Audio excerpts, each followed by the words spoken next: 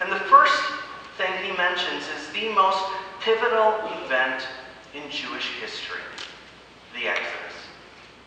And in fact, as he mentions the Exodus, there's a play on words going on here in verses 3 and 4. Now, when we're talking about an ancient language like Hebrew, it's sometimes very difficult to convey all the nuances from that language into English for us, but you can kind of see what's happening here. Essentially, if you look at towards the end of verse 3, you see God asks the question, how have I burdened you?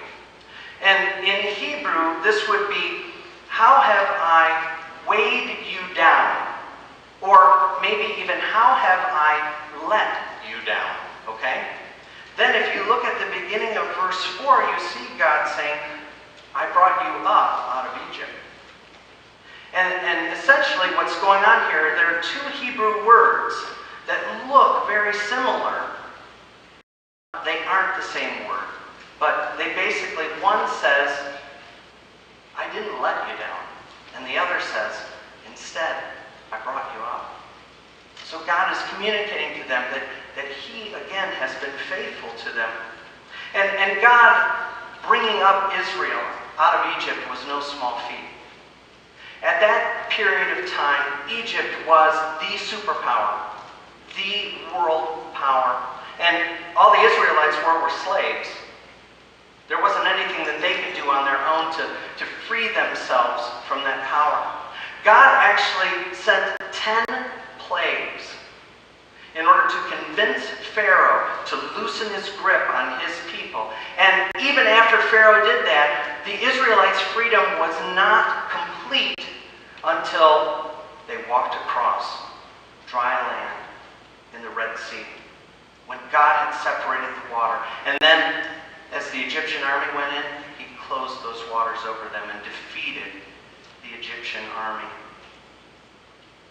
Now, in addition to mentioning this, there's something else that's going on here in the Hebrew language, again, that doesn't necessarily carry over to English. But when God mentions the Exodus, He's talking about it as though it's a precursor to many other good things coming. It's as if God is saying, there's more where that came from. So as He mentions the Exodus, He's doing so in a fashion that says, more good things follow this one primary good thing that I've given to you. So He talks about the Exodus, and then the second thing that God mentions from the Israelites' history is the gift of Moses, Miriam, and Aaron. Leaders. God has given the Israelites the gift of leadership, and these weren't just any leaders. These were leaders that God set into a time and a place that was incredibly tumultuous. There was all kinds of issues going on. The people were all over the place, if you remember any of the stories from that time. And Moses in particular stood rock solid, pointing the way for God's people and leading them right to the cusp of the promised land. The third thing that God mentions is Balak and Balaam. Now, normally when we think about Balaam, we end up thinking about talking donkeys. But that's not exactly what God is talking about here. In fact, He's referring to this plot that Balak, the king of Moab, had hatched against the Israelites. He looks out, and there camped on the edges of his borders are the Israelites, and he wants to do something to them. So he hires Balaam to curse them. But when Balaam goes to speak against the Israelites, all he can say are blessings, because God only enables Balaam to speak blessings over Israel. And finally, the last thing that God mentions here is a journey from Shittim to Gilgal. And this is kind of cryptic for us, but what God is actually referring to here is the crossing of the Jordan River. And if you remember the story, when the Israelites arrive on the banks of the Jordan River, it is at flood stage. So there is a massive amount of water moving down this river. And as the first Israelites set foot into the water, God piles it up upstream. And all the Israelites are able to cross over on dry ground. God doesn't allow any of the river to come until all the Israelites are crossed and on the other side. Then he frees up the river to flow again. And so God points to the Israelites' history to prove how he had been faithful to his covenant with them. Now, for us, if we're thinking about this kind of argument, we might be thinking, that doesn't sound all that effective. Because God is reaching into ancient history. The events that God mentions here actually would have happened roughly 800 years before Micah is speaking to the people. So this seems like a long time ago. We tend to be people who want more recent evidence, don't we? We're kind of a, what have you done for me lately, people. We want to know, well, yeah, that was then, but what about now? But for the Israelites, what God says here is incredibly personal. You see, they had a different mindset about these kinds of events. First, they felt like whatever the other generations went through previous to them, it was as if they had gone through it themselves.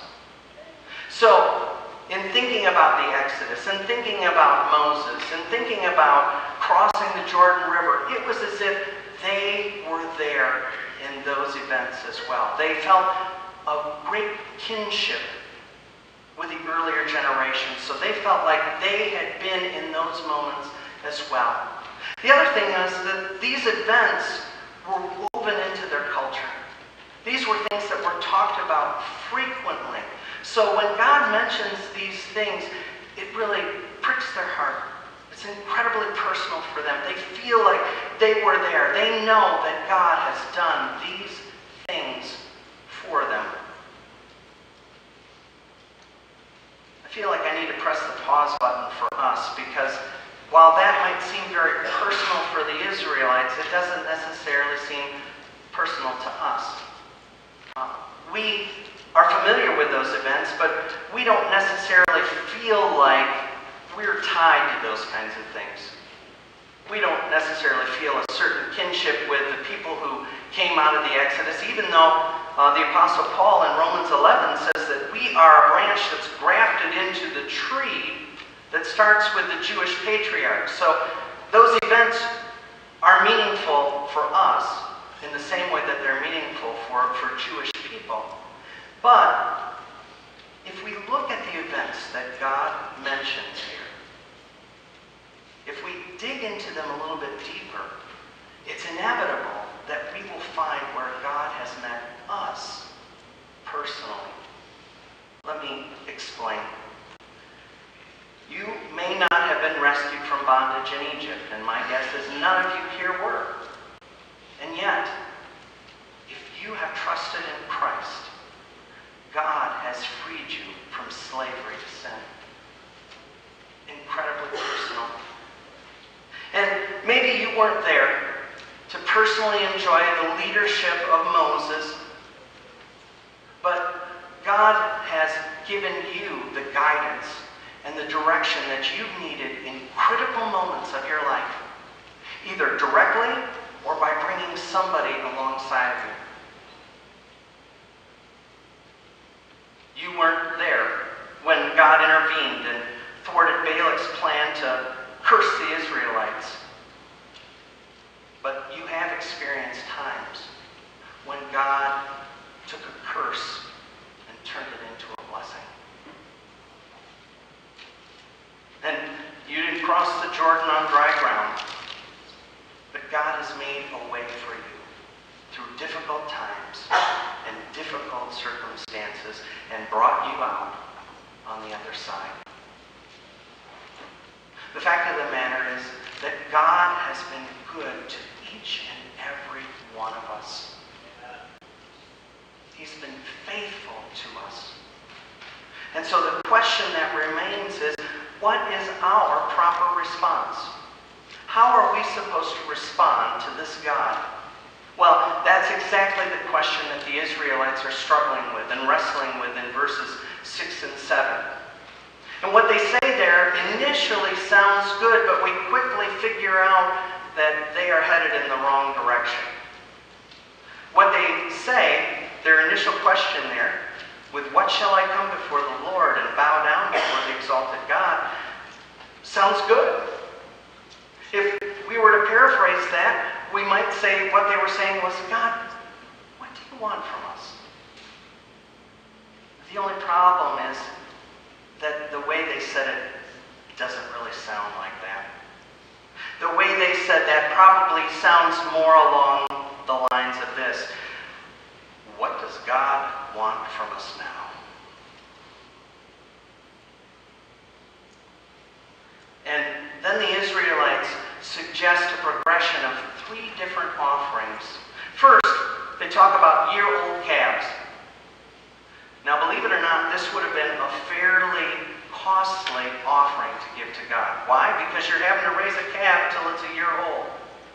So you're paying for its food, and you're sheltering it, and you're caring for it, and you're doing all those kinds of things. Most people would have needed to get a return on that investment. They need to sell that calf, or they need to consume it as a family. But what's being suggested here is that that calf be offered to God. So not very many people could have afforded to give that offering. It's a costly one. Next, they mention an offering of thousands of rams with 10,000 rivers of olive oil. And what this is meant to do is to conjure up images of kings giving their offerings, like King David and King Solomon. Only kings could afford to give this kind of offering. And really, the only way they could afford to give that kind of offering is by taking some of those things from their own subjects. So an even more costly offering. And then finally, they suggest offering their babies.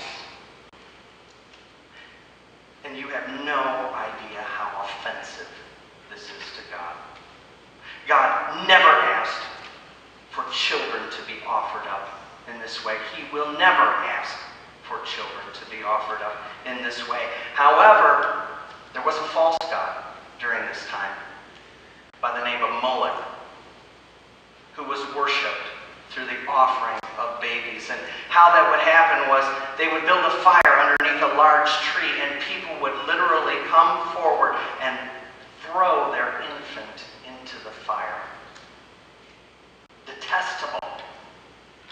And by suggesting that God would want them to sacrifice their children, what the Israelites are doing is comparing God to Moloch. And I even wrote in my notes here, it makes you want to slap an ancient Israelite.